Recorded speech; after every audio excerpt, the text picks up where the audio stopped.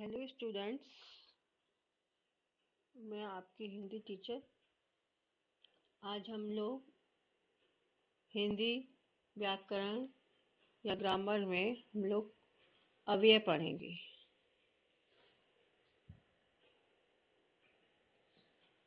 अव्यय विकारी शब्द भेद होते हैं, तो उसमें विकारी शब्द संज्ञा, सर्वनाम, विशेषण तथा क्रिया से विकारी शब्द होते हैं।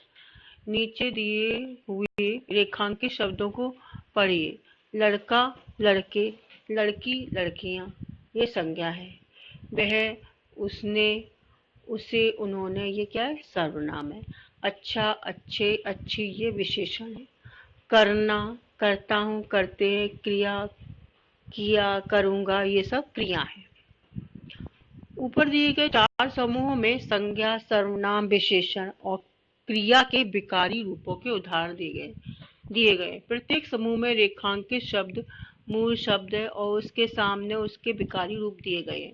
इससे सिद्ध होता है कि संज्ञा, सर्वनाम, विशेषण तथा क्रिया ये विकारी शब्द हैं। जिस शब्दों के स्वरूप में लिंग, वचन, क्रिया और कारक के अनुसार परिवर्तन अर्थात विकार आता है, उन्हें विकारी शब्द या अथवा सव्यय कहते हैं। अविकारी शब्द, अब शब्द भेद में कौन सा? एक विकारी होता है, एक अविकारी। अब अविकारी शब्द अव्यय। अब इन वाक्यों को पढ़िए। लड़का बाहर गया, लड़के बाहर गए, लड़की बाहर गई, लड़कियां बाहर गई। मैं आज खेलूंगा, हम आज खेलेंगे, तुम आज खेलोगे, वे आज खेलेंगे, वे आज खेलेगी, वे आज खेलेंगी। ऊपर के वाक्य अलग अलग वचन लिंग के अनुसार है, परंतु समूह के दोनों वाक्यों में बाहर शब्द में कोई परिवर्तन विकार नहीं आया। बाहर जैसा था वैसा ही है। इसी प्रकार समूह दो के वाक्यों में आज शब्द का भी रूप नहीं बदला।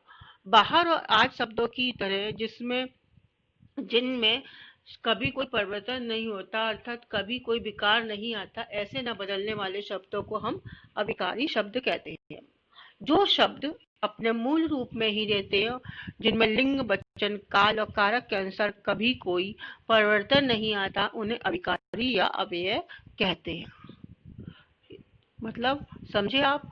मतलब शब्द भेद मतलब दो तरह के होते हैं, एक अविकारी और एक विकारी। विकारी शब्दों में लिंग, भेद, क्रिया, विशेषण के अनुसार उसमें परिवर्तन आ जाता है। अविकारी शब्द में कोई भी परिवर्तन नहीं आता है। अव्यय, अव्यय के चार भेद होते हैं: क्रिया विशेषण अव्यय, संबंध सूचक अव्यय, समुच्चय बोधक अव्यय तथा विस्मयादि बोधक अव्यय। क्रिया विशेषण अव्यय, जो अव्यय क्रिया की विशेषता बताते हैं उन्हें क्रिया विशेषण अव्यय कहते हैं। मतलब क्रिया की जो जिस वाक्य में क्रिया की विशेषता बताते हैं उन्हें हम क्रिया विशेषण कहते हैं। देखिए, विशेषण और क्रिया विशेषण में क्या फर्क है? विशेषण संज्ञा और सर्वनाम की विशेषता बताते हैं और क्रिया विशेषण क्रिया की विशेषता बताते हैं। तो जो अव्यय क्रिया की विशेषता बताते हैं उन्हें हम क्रिया विशेषण अव्यय कहते हैं। क्रिया विशेषण अव्यय के चार उपभेद है: कालवाचक क्रिया विशेषण, स्थानवाचक क्रिया विशेषण, रीतिवाचक क्रिया विशेषण तथा परिमाणवाचक क्रिया विशेषण। यह ज्यादा आपका आता नहीं है और केवल आपका क्रिया विशेषण अव्यय ही आता है। ये केवल आपको पढ़ने के लिए दे दिया है। रीतिवाचक क्रिया विशेषण तथा परिमाणवाचक क्रिया विशेषण जैसे पिताजी आ जाएंगे, लड़का तुरंत लौट गया, नौकर जल्दी आया, वह कभी कभी आता है। इन वाक्यों में रेखांकित शब्द आज, तुरंत, जल्दी और कभी कभी संबंधित क्रिया का समय सूचित कर उसकी विशेषता प्रकट करते हैं। ये कालवाचक विशेषण अव्यय है। दीपमाला सर्वत्र जगमगा उठती है, वहां बड़ी भीड़ थी, शेर दूर खड़ा था, उधर जाना मना। इन वाक्यों में रेखांकित शब्द सर्वत्र, वहां, दूर और उधर संबंधित क्रिया का स्थान सूचित करते हैं। ये स्थानवाचक क्रिया विशेषण अव्यय है। पानी धीरे धीरे बरस रहा था, लड़की चुपचाप खड़ी थी, बालक जैसे तैसे कुछ बोला, वहां से धड़ाधड़ गोलियां चलने लगी। इन वाक्यों में रेखांकित शब्द धीरे धीरे, चुपचाप, जैसे तैसे और धड़ाधड़ संबंधित क्रिया का ढंग, रीति बताते हैं। यह रीतिवाचक क्रिया विशेषण अव्यय है। उसने भूख से अधिक खाया, पिताजी ने उसे बहुत समझाया, सुबह हम खूब दौड़े, जितना मिले उतना ले लो। इन वाक्यों में रेखांकित शब्द अधिक, खूब, बहुत, जितना, उतना, संबंधित क्रिया क्रमशः खाना, दौड़ना, समझाना, मिलना तथा ले आना के परिमाण मात्रा का निर्देश करते हैं।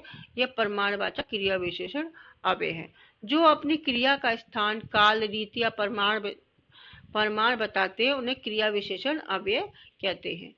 ठीक है, तो आपका इतना ज्यादा ये इसके जो उपभेद है इतना आपको नहीं कोई पूछता है, आपका सिलेबस में नहीं है, केवल क्रिया विशेषण अव्यय आपको पहचानना होता है।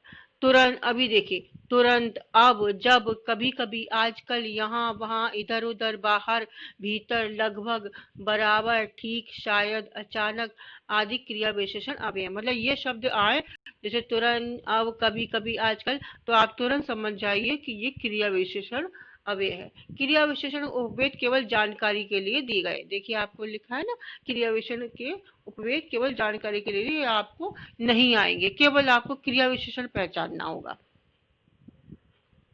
दूसरा अव्यय है आपका भेद, अव्यय का दूसरा भेद है संबंध सूचक अव्यय।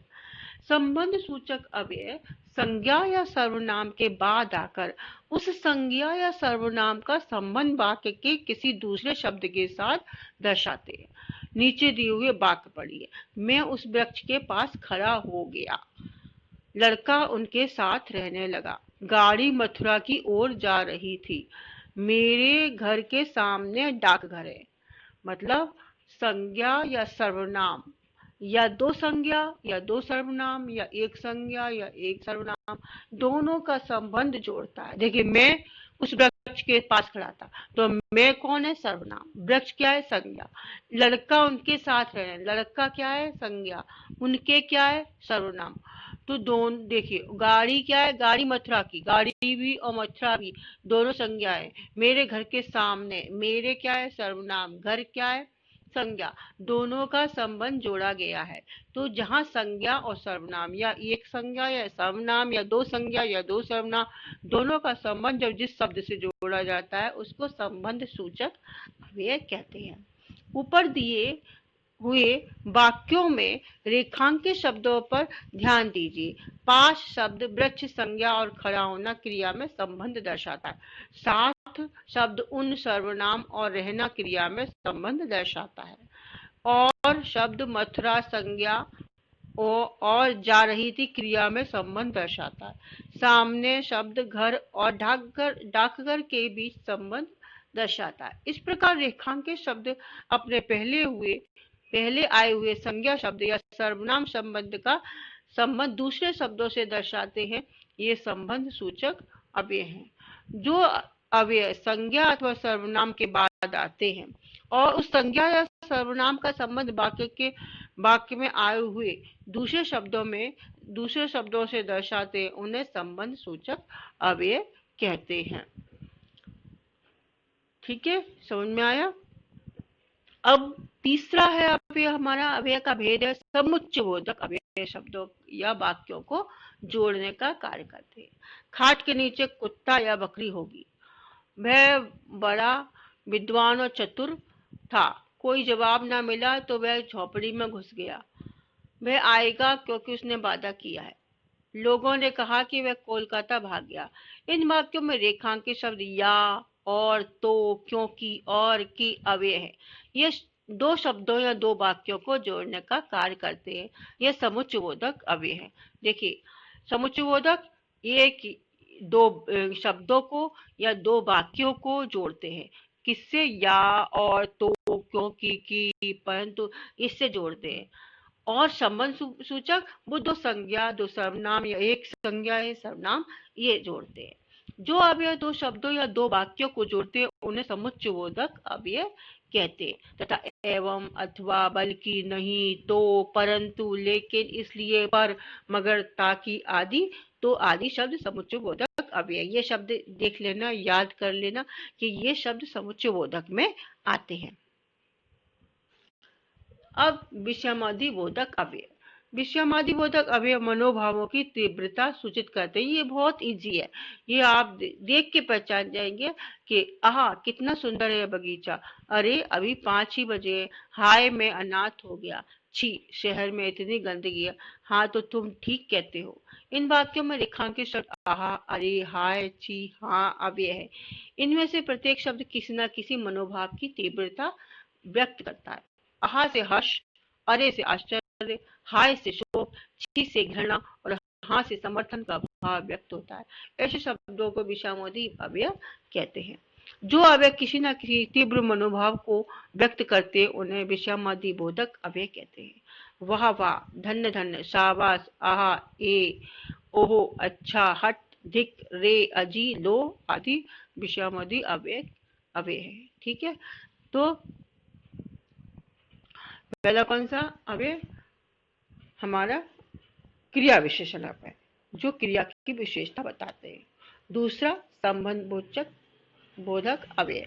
संबंध बोधक अव्यय मतलब दो संज्ञा या एक संज्ञा या सर्वनाम या दो सर्वनाम, इन दोनों का संबंध जोड़ते हैं। समुच्चय बोधक अव्यय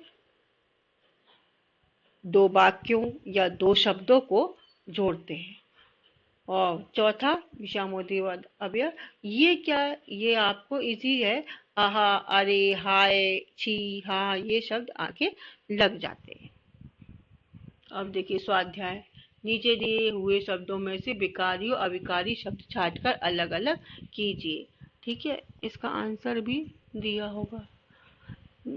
ठीक है, नीचे दिए वाक्यों में अविकारी शब्द अव्यय छांट कर लिखिए। आज मेरे पास 20 पैसे हैं, तो आज पास,